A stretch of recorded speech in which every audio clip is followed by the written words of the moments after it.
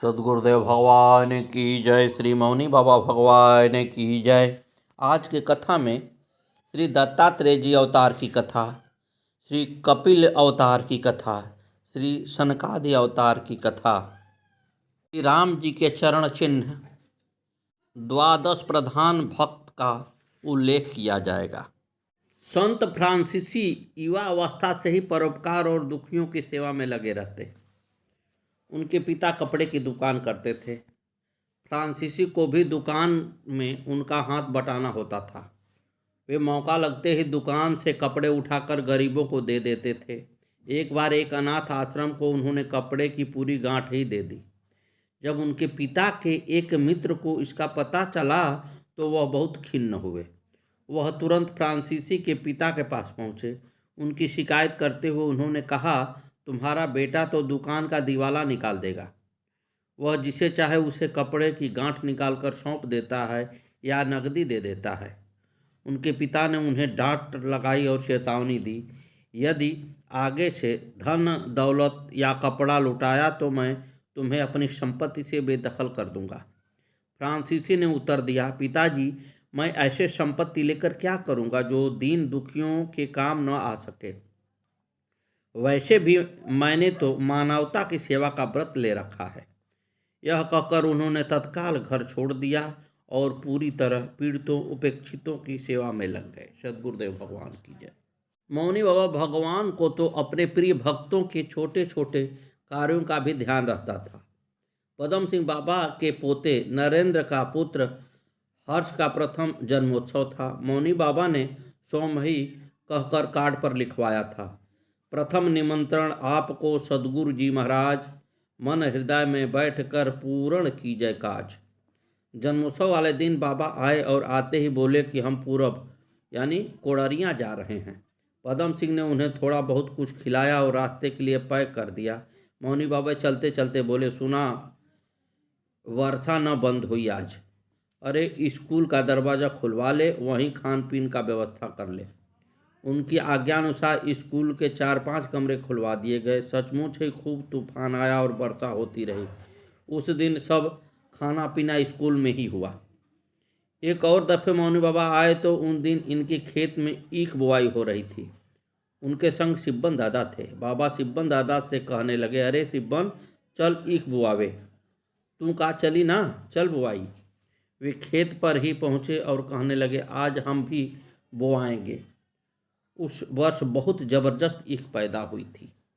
श्री दत्तात्रेय अवतार की कथा में महर्षि अत्रि की तपस्या से चित्रकूट में माता अनुसुईया के गर्भ से भगवान दत्तात्रेय रूप में प्रकट हुए। वर देते समय भगवान ने कहा था कि मैं अपने को तुम्हें दत्त दे दिया, अतः इनका दत्त नाम पड़ा। भगवान दत्तात्रेय के चरणों की सेवा से राजा यदु तथा सहस्त्रार्जुन आदि ने योग भोग तथा मोक्ष की सिद्धियां प्राप्त की थी। श्री कपिल भगवान की अवतार। महर्षि करदम की धर्मपत्नी देवहूति के गर्भ से बिंदु सरोवर के निकट 9 बहनों के बाद भगवान कपिल देव प्रकट हुए। इनके केश सुवर्ण के समान कपिल वर्ण के थे, इसलिए इनका नाम कपिल हुआ। इन्होंने अपनी माता को आत्मज्ञान का उपदेश दिया, जिससे वे भगवान के वास्तविक स्वरूप को समझकर स्वल्प समय में ही मोक्ष पद को प्राप्त कर लिया। श्री कपिल देव जी माता को उपदेश देकर उनकी अनुमति से बिंदुसर से समुद्र तट पर जा विराजे, जहाँ अश्वमेघ यज्ञ के अश्व को खोजते हुए राजा सगर के 60,000 पुत्र भागवत अपराध रूप पाप से भस्म हो गए। आपकी कृपा से ही गंगा जी धरातल पर आई और उन सगर पुत्रों का तो उद्धार हुआ ही, आज भी जगत का कल्याण हो रहा है। आज भी गंगा सागर संगम में श्री कपिल भगवान विराजमान हैं। आपने ऋषियों को सांख्य शास्त्र का उपदेश दिया। आप सांख्य योग के आचार्य हैं। श्री सनकादि अवतार की कथा सुने। सृष्टि के आरंभ में श्री ब्रह्मा जी ने लोकों की रचना की इच्छा से तप किया। ब्रह्मा के अखंड तप से प्रसन्न होकर भगवान ने तप अर्थ वाले सन नाम से युक्त होकर सनक सनातन सनत सनातन सनक सनंदन, सनातन और सनत कुमार रूप से अवतार ग्रहण किया। इस अवतार के द्वारा भगवान ने पहले कल्प के भूले हुए आत्मज्ञान को ऋषियों के प्रति यथावत उपदेश किया। इन्होंने आदिराज पृथु को भी उपदेश दिया था। सृष्टि के आरंभ में उन्होंने उत्पन्न होने से बहुकालीन हैं, परंतु सदा 5 वर्ष के बालक के रूप में ही रहते हैं, जिससे माया का विकार न उत्पन्न हो सके। ये सदा मन से अपने ब्रह्म स्वरूप में लीन रहते हैं और जीवन मुक्त हैं।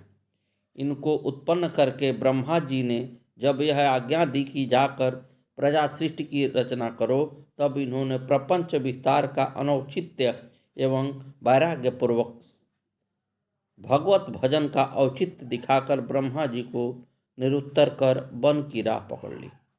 आप अखंड ऊर्ध्वरेता ब्रह्मचारी हैं और अपने तप से समस्त लोगों का सदा कल्याण करते रहते हैं। अंकुश अंबर कुलिश कमल जब ध्वजाधेनुपद शंख चक्र स्वास्तिक जंबो फल कलश सुधारद अर्धचंद्र खटकोण मीन बिंदु उध धरेखा कोण त्रयकोण इंद्रधनु पुरुख विशेखा सीतापति पद नित वसत एते मंगलदायका चरण चिन्ह रघुवीर के संतत सदा सहायका। सीतापति श्री रामचंद्र जी के श्री चरणों में अंकुश, अंबर, वज्र, कमल, जव, ध्वजा, गोपद, शंख, चक्र, स्वास्तिक, जम्बू फल, कलश, अमृत कुंड, अर्धचंद्र, खटकोण, मीन, बिंदु, ऊर्ध्वरेखा, अष्टकोण, त्रिकोण, इंद्रधनुष और पुरुष विशेष ये 22 चिन्ह विराजते हैं। राघवेंद्र सरकार के ये चरण चिन्ह भक्तों को मंगलदायक तथा सदा सहायक है। श्री प्रियादास जी चरण चिन्ह की महिमा का निम्न कवित्तों में वर्णन करते हुए कहते हैं। संतति सहाय काज धारो नृपराज राम चरण सरोज में चिन्ह सुखदाइये मन ही मतंग मतवारो हाथ आओ नाही ताके लिए अंकुश ल्यो धर्यो ही ध्याये सठता सतावय सीत ताहि ते अंबर धर्यो हरयो जन शोक ध्यान किन्हे सुख पाइये ऐसे ही कुलिश पाप पर्वत के फेरिबे को भक्ति निधि जेरिबे को कंज मन लाइये। संतों की सहायता के लिए राजाधिराज भगवान श्री रामचंद्र जी ने अपने चरण कमलों में सुख देने वाले इन चिन्हों को धारण किया है। मन रूपी उन्मत्त हाथी किसी भी प्रकार बस में नहीं आता है, इसलिए भगवान ने अंकुश का चिन्ह धारण किया है। मनोजय के लिए अंकुश का ध्यान करना चाहिए। जड़ता रूपी जाड़ भक्तों को दुख देता है, इसलिए वस्त्र चिन्ह धारण करके प्रभु ने उनका शोक दूर किया है। भक्तजन ध्यान करके सुख प्राप्त करें। इसी प्रकार पाप रूपी पहाड़ों को फोड़ने के लिए वज्र का चिन्ह और भक्ति रूपी नवनिधि जोड़ने के लिए कमल का चिन्ह धारण किए हैं। इनका ध्यान कीजिए। जब हेतु सुनो सदा दाता सिद्ध विद्या ही को सुमति सुमिति सुख संपत्ति निवास है। छीनु में सभी तो होत कलि की कुचाल देखी ध्वजा सो विशेष जानो अभय को विश्वास है। गोपद सुहाय हाय भव सागर नागर नर जो पाए नाय नहीं ये के लगावे मिटे त्रास है। कपट कुचाल माया बल सब जीतबे को दर को दरस कर जीतो अनायास है। जव चिन्ह के धारण का कारण सुनिए। यह सर्व विद्या और सिद्धियों का दाता है। इसमें सुमति सुगति और सुख संपत्ति का निवास है। ध्यान करने वालों को इनकी प्राप्ति होती है। कलयुग की कुटिल गति देखकर भक्त लोग क्षण भर में ही भयभीत हो जाते हैं। विशेष करके उनको निर्भयता का विश्वास दिलाने के लिए भगवान ने अपने चरणों में ध्वजा का चिन्ह धारण किया है। चतुर भक्तजन यदि हृदय के नेत्र गोपद चिन्ह में लगाएं और अपार भवसागर गाय के खुर के समान छोटा, सहज पार करने योग्य हो जाता है और सभी सांसारिक कष्ट मिट जाते हैं। माया का कपाट, माया की कुचाल और माया के संपूर्ण बल को जीतने के लिए प्रभु ने शंख चिन्ह धारण किया है। इनका ध्यान करके भक्तों ने सहज ही माया को जीता है। कामहु निशाचर को मारिबे को चक्र, धर्यो मंगल कल्याण हेतु स्वास्तिक हूँ मानिए। मंगलिक जम्बो फल फलचारी हूँ को फल, कामनाय अनेक विधि पूर्ण नित ध्यानिए। कलश सुधा को सर भर्यो हरि भक्ति रस, नयन पुट पान की जय जी जय मन आनिए। भक्ति को बढ़ावे और घटावे तीन तापों को, अर्धचंद्र धारण कर ये कारण है जानिए। भगवान ने काम रूपी निशाचर को मारने के लिए अपने चरणों में चक्र चिन्ह धारण किया है। ध्यान करने वाले के मंगल और कल्याण के लिए स्वास्तिक रेखा धारण की है। अर्थ धर्म काम और मोक्ष चारों फलों का फल जम्बू फल मंगल करने वाला और अनेक प्रकार की कामनाओं को पूर्ण करने वाला है। इसका नित्य ध्यान कीजिए। अमृत का कलश और अमृत का कुंड ये चिन्ह इसलिए धारण किए कि ध्याता के हृदय में भक्ति रस भरे, ध्यान नेत्र के कटोरे से पीकर सदा अमर रहे। भक्तजन मन में ध्यान करें। अर्धचंद्र के धारण का कारण यह जानिए कि वह ध्यान करने वाले के तीनों तापों को नष्ट करके और भक्ति को बढ़ाते हैं। विषया भुजंग वाल्मीकि तन मानि वशय, दास को न डसय याते यत्न अनुसर्यो हैं। अष्टकोण खडकोण और त्रिकोण जंद्र किए जिए, जोई जानी जाके ध्यान उर भर्यो हैं। मीन बिंदु रामचंद्र किन्हो वशीकरण पाय, ताहिते निकाय जन मन जात हर्यो हैं। सागर संसारता को पारावार पावे नहीं, ऊर्ध्वरेखा दासन को सेतु बंध करो हैं। काम आदि विषय रूपी सांप शरीर रूपी बाबी में बसते हैं, वे भक्तों को डस देते हैं।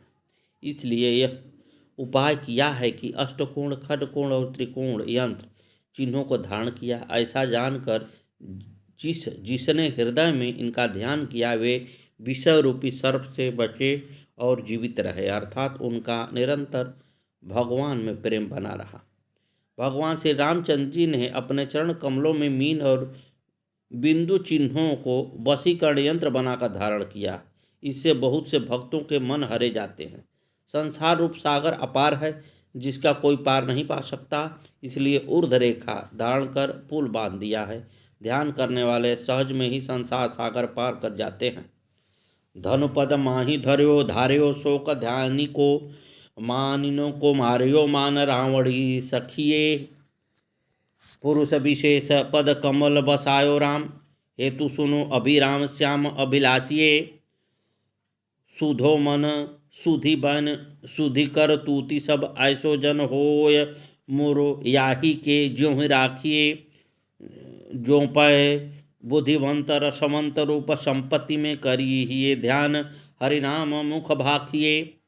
श्री राघवेंद्र सरकार ने अपने श्री चरणों में इंद्रधनुष का चिन्ह धारण करके ध्यान करने वाले भक्तों का दुख दूर किया और रावण आदि अहंकारियों के अहंकार का भी धनुष से नाश कर दिया, सो प्रसिद्ध है। पुरुष विशेष चिन्ह अपने पद कमल में बसाया, उनका कारण सुनिए और श्याम सुंदर को प्राप्त करने की अभिलाषा कीजिए। उनका कथन है कि हमारा भक्त यदि सरल मानव मन वाला, सत्य सरल वचन वाला और शुद्ध सरल कर्म वाला हो तो इसी पुरुष चिन्ह के समान मैं चरण शरण में रहूँगा। जो जन बुद्धिमान हो, रूप संपत्ति के रसिक हो, वे पूर्व वर्णित इन श्री चरण चिन्हों का हृदय में ध्यान करके मुख से भगवान के नामों का उच्चारण करते रहें। राजा जनक जब मानव शरीर त्याग कर यमदूतों के साथ वैकुंठ धाम की ओर जा रहे थे तो उन्होंने रास्ते में नरक में यातनाएं झेलते जीवों को देखा। उन्हें तड़पता देख वह द्रवित हो उठे। उन्होंने यमदूतों से पूछा, इन्हें किस कारण इतनी यातनाएं दी जा रही हैं? यमदूतों ने कहा, यह इनके बुरे कर्मों का फल है। जब तक इनके कर्मों का पूरा लेखा जोखा नहीं हो जाता, इन्हें नरक में ही रहना होगा। जनक बोले, क्या कोई उपाय है जिससे इन्हें नरक से मुक्ति मिल सके? यमदूतों ने कहा, हाँ उपाय तो है। जनक ने तपाक से कहा, मुझे शीघ्र बताएं। यमदूतों ने बताया, यदि कोई धर्मात्मा अपने कर्मों का फल इनके नाम कर दे तो संभव है कि इन जीवों के नरक से बंधन कट जाए। राजा जनक ने तब अपने जीवन पर्यंत किए निक कर्मों एवं जप तप से अपने नाम अर्जित समस्त पुण्य उन जीवों के नाम अर्पित कर दिए। उन जीवों का नरक से छुटकारा हो गया। धर्मराज ने उन जीवों को अपने पापों का प्रायश्चित करने तथा धर्मार्थ कार्य करने के लिए पृथ्वी लोक में मनुष्य योनि में भेज दिया, ताकि वे नेक कर्म करके वैकुंठ धाम का द्वार खोज सके। सद्गुरुदेव भगवान की जय। विधि नारद शंकर सनकादि कपिल देव मनुभूप नर हरिदास जनक भीषण बलि सुख मुनि धर्म स्वरूप अतरंग अनुचर हरे रिजु के जो इनको जस गावे आदि अंत लो मंगल तीन को श्रोता भक्ता पावे अजामेल पर संग यह निर्णय परम धर्म को जान इनकी कृपा करे पुण्य समझो द्वादश भक्त प्रधान। श्री ब्रह्मा जी, श्री नारद जी, श्री शंकर जी, श्री सनकादि जी, श्री कपिल देव जी महाराज, श्री मनु जी, श्री प्रहलाद जी, जनक जी, श्री भीष्म पितामह जी, श्री बलि जी महामुनि, श्री सुखदेव जी और श्री धर्मराज जी, ये 12 भगवान के अंतरंग सेवक हैं। जो इनके यश को सुने और गाएं, उन सभी श्रोता और वक्ताओं का आदि से अंत तक सर्वदा मंगल हो। अजामिल के प्रसंग में धर्मराज का यह परम श्रेष्ठ निर्णय जानिए कि इन्हीं की कृपा से और दूसरे भक्त भक्ति के रहस्यों को समझते हैं। ये द्वादश प्रधान भक्त हैं। द्वादश प्रधान महाभागवतों में श्री ब्रह्मा जी अग्रगण्य हैं। श्री भागवत जी में भी यमराज जी ने अपने दूतों से परम भागवतों का वर्णन करते हुए श्री ब्रह्मा जी की गणना सर्वप्रथम की है। स्वयंभू नारदं शंभो कुमारं कपिलो मनु प्रहादो जनको भीष्मो बलिवयास किवीवर्यं द्वादशायते निजानीमो धर्म भागवतं भटां गुह्वां विशुद्ध दुर्बोधं यं ज्ञात्वामृतमुच्चनुते। अर्थात भगवान के द्वारा निर्मित भागवत धर्म परम शुद्ध और अत्यंत गोपनीय है। उसे जानना बहुत ही कठिन है। जो उसे जान लेता है वह भगवत स्वरूप को प्राप्त कर लेता है। दूतों, भगवत धर्म का रहस्य हम 12 व्यक्ति ही जानते हैं। ब्रह्मा जी, देवर्षि नारद, भगवान शंकर, संत कुमार, कपिल, स्वयंभू मनु, प्रहलाद, जनक, भीष्म पितामह, बलि, सुखदेव जी और मैं धर्मराज। सृष्टि के पूर्व यह संपूर्ण विश्व प्रलयावरण के जल में डूबा हुआ था। उस समय एकमात्र श्री नारायण देव शेषशय्या पर पौड़े हुए थे। सृष्टि काल आने पर भगवान श्री नारायण की नाभि से एक परम प्रकाशमान कमल प्रकट हुआ और उसी कमल से साक्षात वेद मूर्ति ब्रह्मा जी प्रकट हुए। उस कमल की कर्णिका में बैठे हुए ब्रह्मा जी को जब कोई लोक दिखाई नहीं दिया, तब वे आंखें फाड़कर आकाश में चारों ओर गर्दन घुमाकर देखने लगे। इससे उनके चारों दिशाओं में 4 मुख हो गए। आश्चर्यचकित श्री ब्रह्मा जी कौतूहलवश कमल के आधार का पता लगाने के लिए उस कमल की नाल के सूक्ष्म छिद्रों में होकर उस जल में घुसे, परंतु दिव्य सहस्त्र वर्षों तक प्रयत्न करने पर भी कुछ भी पता न मिलने पर अंत में विफल मनोरथ से वे पुनः कमल पर लौट आए। तदंतर अव्यक्त वाणी के द्वारा तप करने की आज्ञा पाकर श्री ब्रह्मा जी 1 सहस्त्र दिव्य पर्यंत एकाग्र चित्त से कठिन तप करते हुए उनकी तपस्या से प्रसन्न होकर भगवान ने उन्हें अपने लोक का एक अपना दर्शन कराया। सफल मनोरथ श्री ब्रह्मा जी ने भगवान की स्तुति की।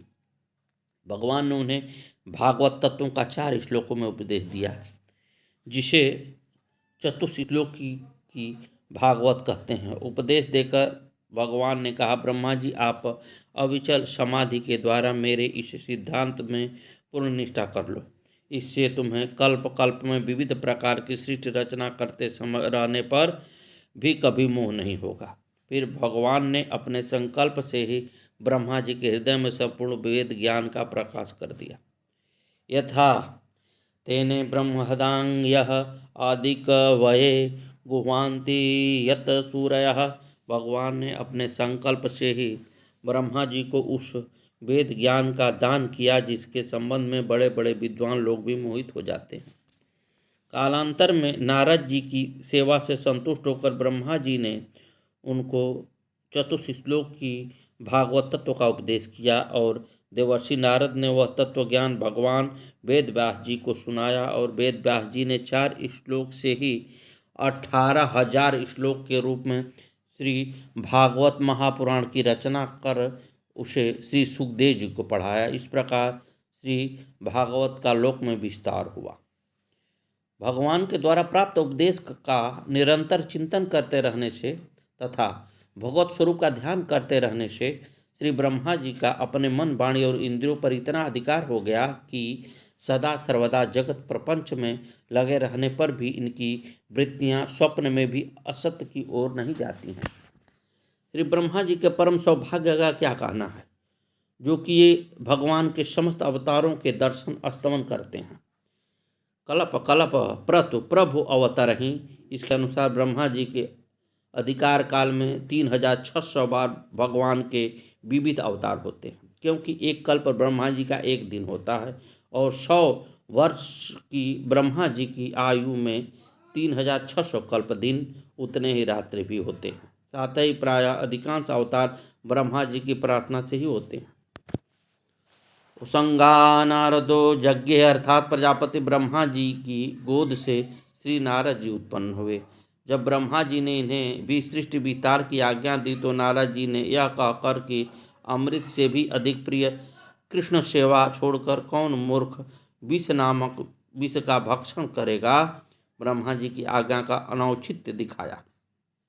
श्री नारद जी की यह बात सुनकर ब्रह्मा जी रोष से आग बबूला हो गए और नारद जी को शाप देते हुए बोले, नारद, मेरे शाप से तुम्हारे ज्ञान का लोप हो जाएगा। तुम 50 कामिनियों के पति बनोगे। उस समय तुम्हारी उपवहरण नाम से प्रसिद्ध होगी। फिर मेरे ही शाप से दासी पुत्र बनोगे। पश्चात संत भागवत कृपा से मेरे पुत्र में प्रतिष्ठित हो जाओगे।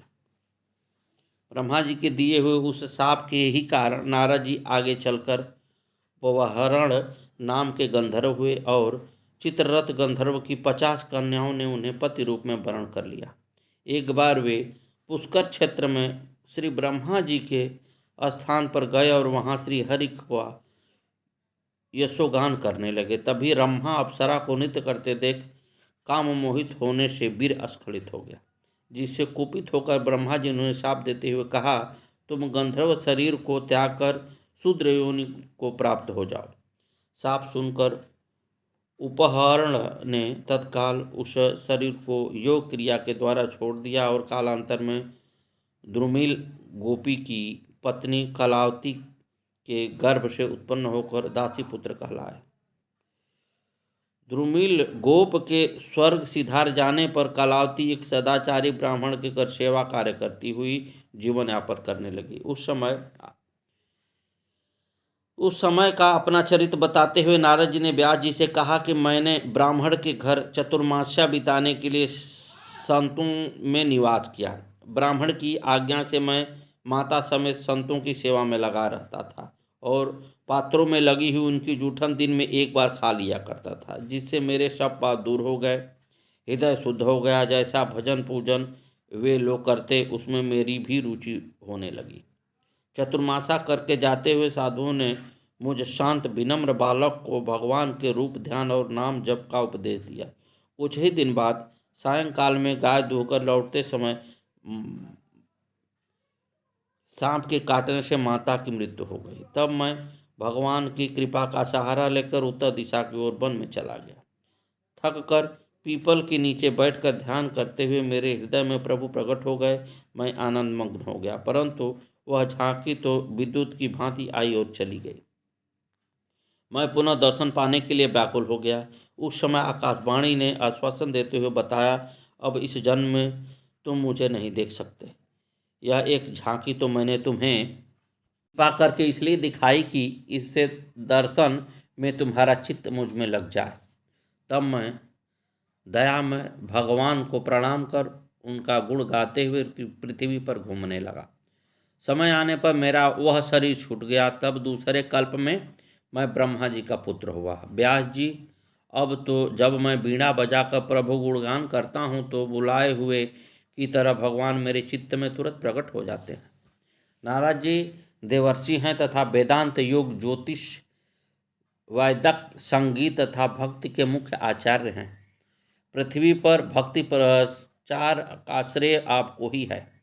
भक्ति देवी तथा ज्ञान वैराग्य कष्ट दूर करते हुए वृंदावन में आपने प्रतिज्ञा की है कि हे भक्ति देवी, कलयुग के समान दूसरा युग नहीं है, अतः कलयुग में दूसरे धर्मों का तिरस्कार करके और भक्ति विषयक महोत्सवों को आगे करके जन जन और घर घर में तुम्हारी स्थापना न करूं तो मैं हरिदास न कहूँ। स्वयं भक्ति ने उनकी प्रशंसा करते हुए कहा कि हे ब्रह्मपुत्र, तुम्हें नमस्कार है। तुम्हारे एक बार के उपदेश से प्रहलाद ने माया पर विजय तथा ध्रुव ने ध्रुव पद प्राप्त कर लिया था। द्वादश परम भागवत में श्री शिव जी का प्रमुख स्थान है। भगवान के स्वभाव, प्रभाव, गुणशील, महात्म आदि के जानने वाले में श्री शिव जी अग्रगण्य हैं। भगवान के नाम के प्रभाव को जैसा श्री शिव जी जानते हैं वैसा कोई नहीं जानता। नाम प्रभाव जान शिवनी को, कालकूट फल दिन यमी को। भगवान नीलकंठ श्री शिव जी का हलाहल पान इस बात का साक्षी है। अमृत के लोभ से समुद्र मंथन किए जाने पर सर्वप्रथम कालकूट निकला, जो सब लोगों को असह्य हो उठा। देवता और दैत्यों तक उनकी शरीर झुलसने लगी। तब भगवान का संकेत पाकर सबके सब मृत्युंजय श्री शिव जी की शरण गए और जाकर उन्होंने उनकी स्तुति की। करुणा वरुणालय भगवान शंकर इनका दुख देखकर सती जी से बोले, देवी, प्रजा एवं प्रजापति महान संकट में पड़े हैं। इनके प्राणों की रक्षा करना हमारा कर्तव्य है, अतः मैं इस विष को पी लूँगा जिससे इस सबका कल्याण हो। भवानी ने इस इच्छा का अनुमोदन किया। जगत जननी जो ठहरी तथा उन्हें विश्वनाथ का प्रभाव भी सर्वथा ज्ञात था। फिर तो श्री शिव जी ने यह कहकर कि श्री राम नाम अखिल मंत्र बीजं मम जीवनं च हृदये प्रविष्टं, हलाहलं वां प्रयत्न प्रलयानलं वां मृत्योमुखं वां विशितां कुतो भयम्। अर्थात श्री राम नाम समस्त मंत्रों का बीज है, मेरा जीवन है तथा मेरे हृदय में प्रविष्ट होकर स्थित है।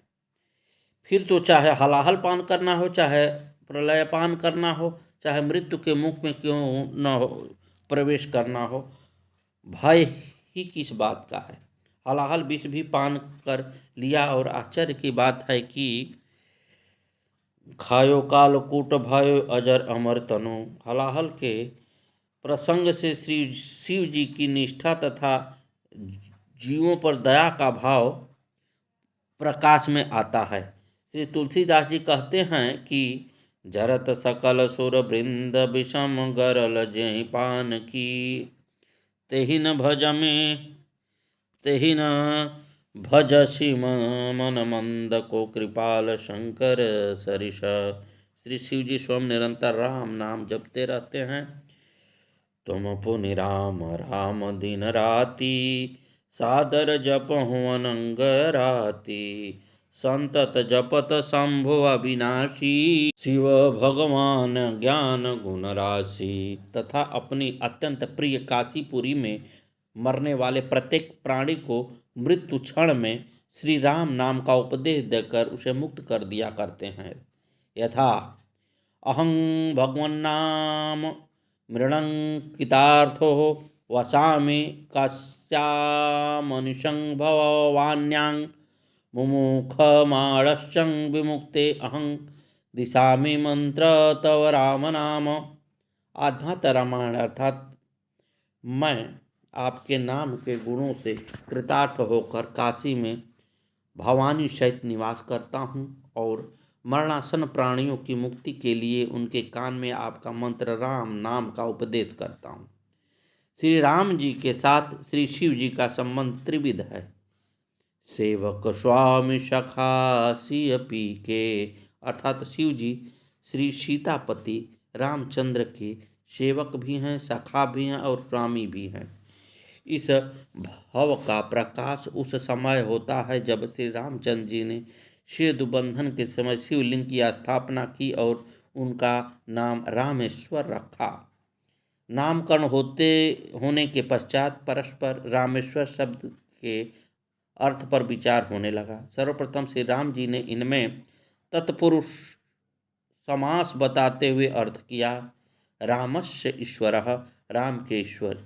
इस पर श्री शिव जी बोले, भगवान यहाँ बहुब्रीहि समास है, अर्थात इसका अर्थ है राम ईश्वरो यस्यासो रामेश्वरः, राम ही ईश्वर हैं जिनके वह रामेश्वर हैं।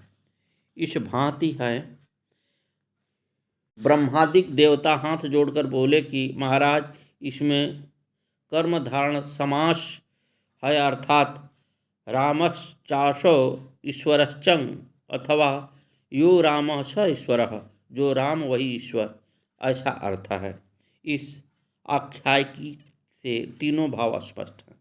रामेश्वर शब्द में बहुब्रीहि समास से शिव जी का सेवक भाव, तत्पुरुष से स्वामी भाव तथा कर्मधारण से संख्य भाव पाया जाता है। ऐसे अद्भुत भक्त हैं श्री शिव जी। श्री माल जी के टीकाकार श्री प्रियदास जी श्री शिव जी की भागवत निष्ठा के संबंध में लिखते हुए कहते हैं, आगे की कथा कल। जय गुरुदेव भगवान।